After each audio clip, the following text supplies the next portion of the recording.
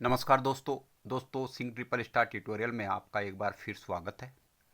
आज के इस वीडियो में हम जानेंगे कि एक एकलव्य मॉडल रेजिडेंशियल स्कूल जिसको EMRS कहते हैं, जो कि एक ऑटोनोमियस ऑर्गेनाइजेशन है और ministry of tribal affairs government of India के अंडर में आती है।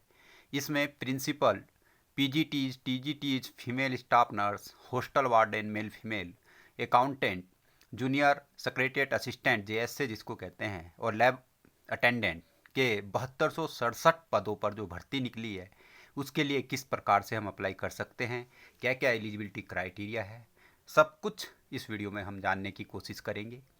तो आइए जानते हैं कि Eklavya model residential school staff selection commission examination 2025 में जो वैकेंसी निकली है उसके लिए एप्लीकेशन फॉर्म जो है ऑनलाइन सबमिट होंगे।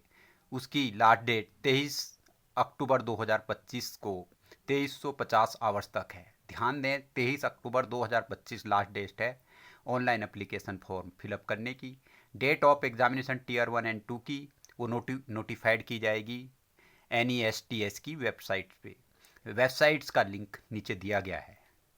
दोस्तों, इसके लिए जो फ़ी है वह 2 कंपोनेंट्स में सबमिट की जाएगी।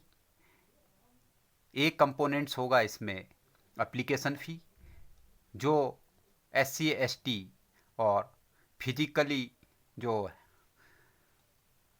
हैंडीकैप होते हैं उनके लिए नहीं है, और प्रोसेसिंग फ़ी सभी के लिए मैंडेटरी है। इसमें जो प्रोसेसिंग फ़ी है वो 500 है, और जो एप्लीकेशन फ़ी है वह जो other than SC ST and PWBD candidates हैं उनके लिए नहीं है, और अदर देन के लिए प्रिंसिपल के लिए जो अप्लाई करेगा 2000 और 500 ये 2500 रुपये होगी। PGT TGT के लिए 1500 और 500 2000 होगी, और नॉन टीचिंग स्टाफ के लिए 1000 एप्लीकेशन फ़ी है और प्रोसेसिंग फ़ी 500 1500 रुपये है। यह नॉन रिफंडेबल है। इसमें जो टेंटेटिव वैकेंसी हैं उनको एक बार आप ढंग से देख लें। प्रिंसिपल्स के लिए 225 हैं टोटल, ये इनका ब्रेकअप दिया हुआ है।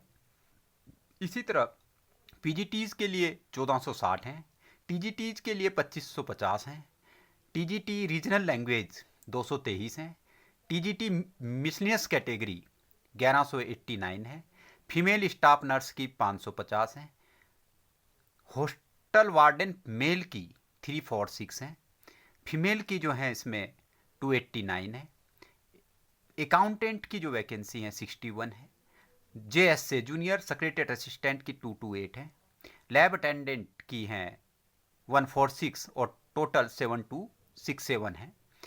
इसमें जो UR की टोटल वैकेंसी है 3047 है, EWS की 686 है, OBC की 1939, SC की 1070 और ST की 525 है। इसमें जो पे लेवल है, प्रिंसिपल के लिए लेवल 12, पे इसके लिए देख लें किस उसमें है, पे मैट्रिक्स क्या रहेगी, और PGT के लिए लेवल 8, TGT के लिए और लाइब्रेरियन के लिए लेवल 7, लाइब्रेरियन और TGT का सेम लेवल है। Art music physical education teacher के लिए लेवल 6, फीमेल स्टाफ नर्स का लेवल 5, हॉस्टल वार्डन भी लेवल 5, अकाउंटेंट का लेवल 6 है, जूनियर सेक्रेटरी असिस्टेंट लेवल 2 और लैब अटेंडेंट लेवल 1 में है। स्कीम ऑफ एग्जामिनेशन होगी tier 1 will be conducted in MCQ, OMR based होगा, पेन पेपर पे होगा, मतलब रिटेन होगा इसका, ये ऑनलाइन नहीं होगा। और while tier 2 will be combination of descriptive question and MCQ. After tier 2 there will be an interview for the post of principal and skill test for the post of junior secretary assistant. choice of medium Hindi English दोनों में होगा। Examination centre इसके decide किए जाएंगे, लेकिन principal के लिए दिल्ली ही होगा, बाकी जो पोस्टें हैं उनके लिए कैंडिडेट के बेस पे एग्जामिनेशन सेंटर डिक्लेयर किए जाएंगे, वह आपको बाद में बताए जाएंगे, और इसलिए आप NESTS की साइट को लॉगिन करते रहें या कैंडिडेट लॉगिन पेज को देखते रहें। कैसे अप्लाई करें? आपको candidate can only apply online through the official website of, ये है NESTS की official website www.nests.tribal.gov.in।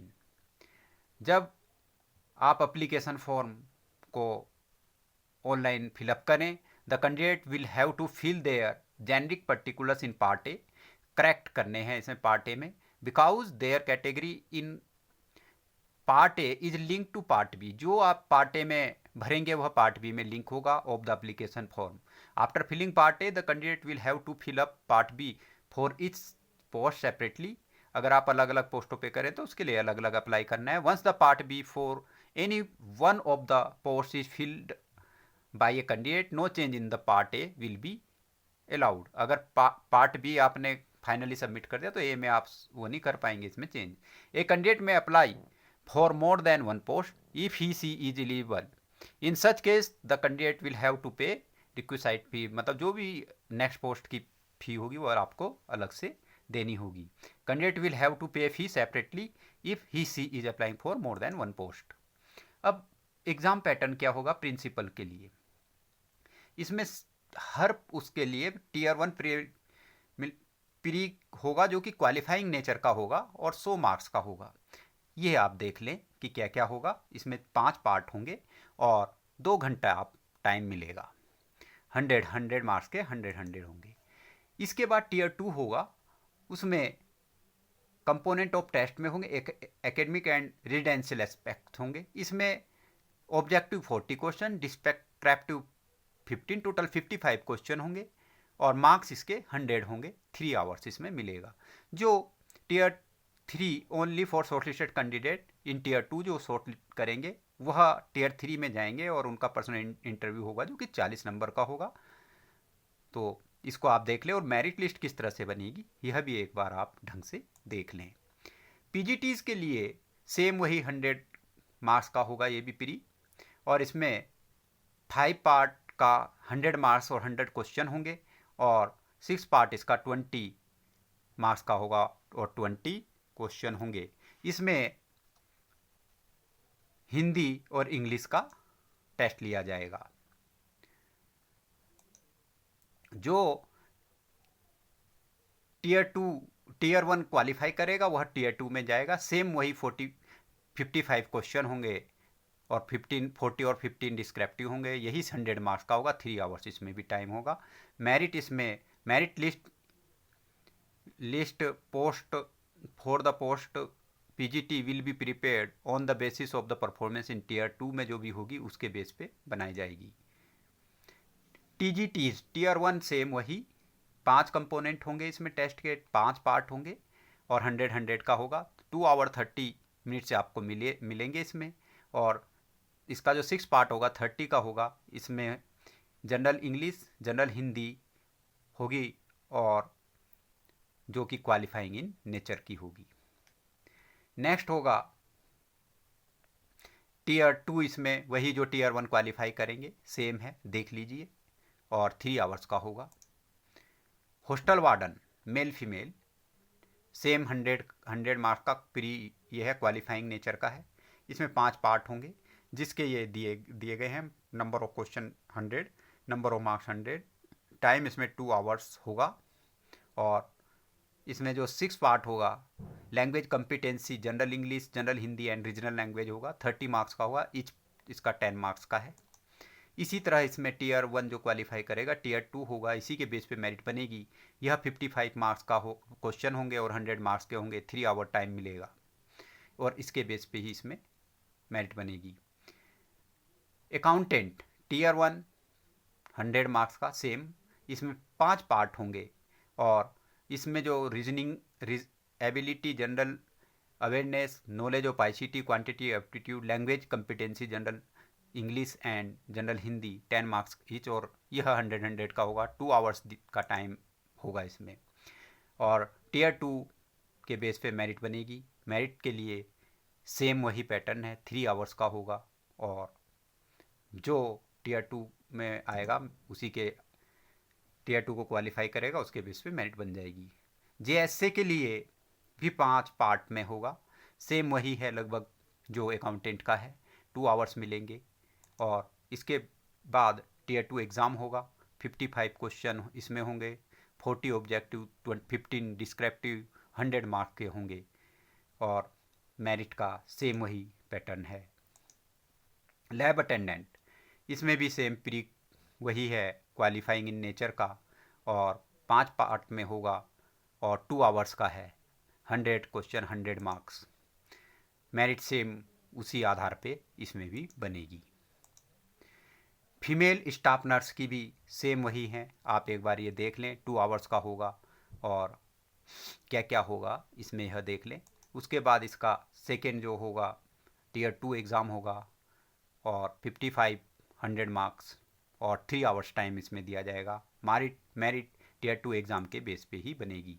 Eligibility criteria principal के लिए एज लिमिट और इसेंशियल क्वालिफिकेशन है।